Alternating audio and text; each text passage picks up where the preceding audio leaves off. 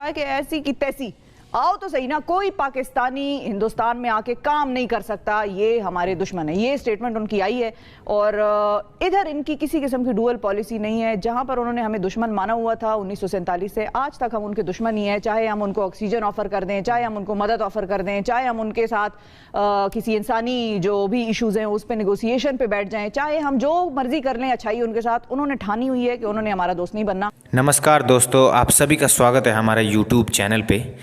آج آپ لوگوں کے لیے ایک پاکستانی ویڈیو لے کے آئے ہیں، تو انت تک جڑے رہیے اور لائک شیئر سبسکرائب کرنا. اب ایک اور خبر ہے جہاں پر کسی قسم کا کوئی ڈبل سٹینڈرڈ نہیں نظر آتا. انہوں نے جو فیصلہ کر لیا ہے وہ فیصلہ کر لیا ہے. انہوں نے یہ مان لیا ہے کہ پاکستان کے ساتھ دوستی نہیں ہو سکتی تو بس پھر نہیں ہو سکتی. یہ ان کا ماننا ہے، یہ ان کا فیتھ ہے، یہ ان کا بلیف ہے. اور میں بات کر رہی ہوں ہندوستان کی. ہندوستان میں ہوا یہ ہے کہ ریسنٹلی ہماری جو پاکستان کی بڑی معروف مقبول عالمی شہرت یافتہ ماہرہ خان ہیں، انہوں نے ایک انٹرویو دیا جس میں کہ انٹرویو میں انہوں نے پہلے ان کی دو بیسیکلی سٹیٹمنٹس آئیں اسی انٹرویو میں، اور انٹرویو کے بعد پھر ایک اور سٹیٹمنٹ آئی. وہ تیسری سٹیٹمنٹ کے بارے میں بھی بتاتی ہوں. انٹرویو دیا انہوں نے کس کو تھا؟ یہ انہوں نے دیا تھا انوپما چوپڑا کو. بالکل. اور انوپما چوپڑا جو ہے وہ بھارت کی جو انٹرٹینمنٹ انڈسٹری ہے اس کی سب سے بڑی جرنلسٹ. بالکل بڑا نام، بہت بڑا نام ہے.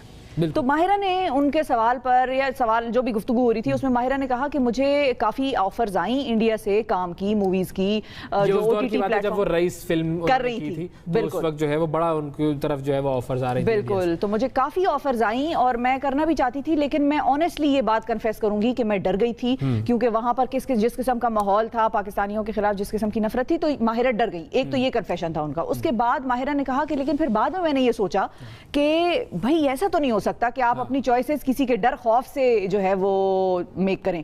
تو لیٹس ناٹ فرگیٹ کہ بھائی سب فری ہیں اور میں جو چاہوں کر سکتی ہوں. تو پھر میں نے خود کو کہا کہ نہیں یار، یہ نہیں ہو سکتا کہ کوئی اور مجھے ڈکٹیٹ کر رہا ہو اور کسی اور کے ڈر کی وجہ سے میں کام نہ کروں.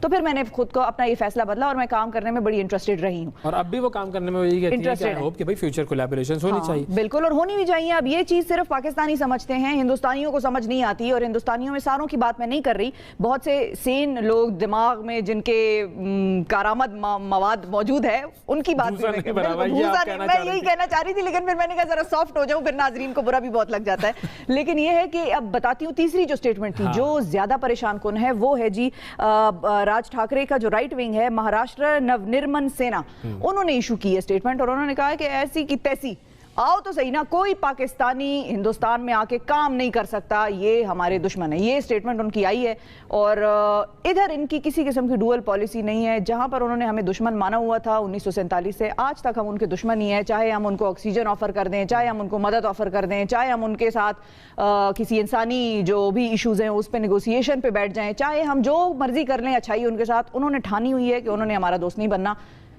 یہ سلسلہ. اچھا، یہ جو نونرمن سینا ہے یہ بیسیکلی راج ٹھاکرے صاحب، یہ بال ٹھاکرے کی لیگیسی کو لے کر چل رہے ہیں اور ان کی بہت ساری حرکتیں ہمارے سامنے پہلے بھی آ چکی ہیں، کیونکہ یہ وہ لوگ ہیں کہ جو کہ پاکستانی فنکاروں کو زد و کوب کرتے رہے ہیں، تشدد کرتے رہے ہیں. جو فنکار وہاں پر گئے ہیں ان کو ڈرایا دھمکایا گیا ہے، مطلب مارا گیا ہے، فزیکلی اسالٹ کیا گیا ہے ان کو. اس کے علاوہ کرکٹ میچز پر ان کا ہمیشہ سے اعتراض رہا ہے. پاکستان کی ٹیم وہاں پر کرکٹ میچ کھیلنے جا رہی تھی، انہوں نے پچیں کھود دی تھی جی اسٹیڈیم کی کہ میچ نہیں ہونے دیں گے. اس قدر یہ ایکسٹریمسٹ رائٹ ونگ آرگنائزیشن ہے. اور تو ایک کریڈٹ میں ضرور ان کو دوں گی کہ ان کی اس معاملے میں کوئی ڈوئل پالیسی نہیں ہے، لیکن ویسٹ کی دوبارہ ادھر بھی ڈوئل پالیسی ہے. یہاں پر ان کی بھی ڈوئل پالیسی ہے کہ ہندوستان وہ نہیں ہے، وہ جو ہوتا ہے نا کہ ہم آہ بھی بھرتے ہیں تو ہو جاتے ہیں بدنام، وہ قتل بھی کرتے ہیں تو چرچا نہیں ہوتا. ان کے قتل بھی کسی کو نظر نہیں آتے اور ہماری آہیں بھی جو ہیں لوگوں کو پریشان کر دیتی ہیں. تو آجا شاعری کی طرف جو ہے جب میں جذباتی ہو جاتی ہوں نا پھر میں کچھ نہیں دیکھتی.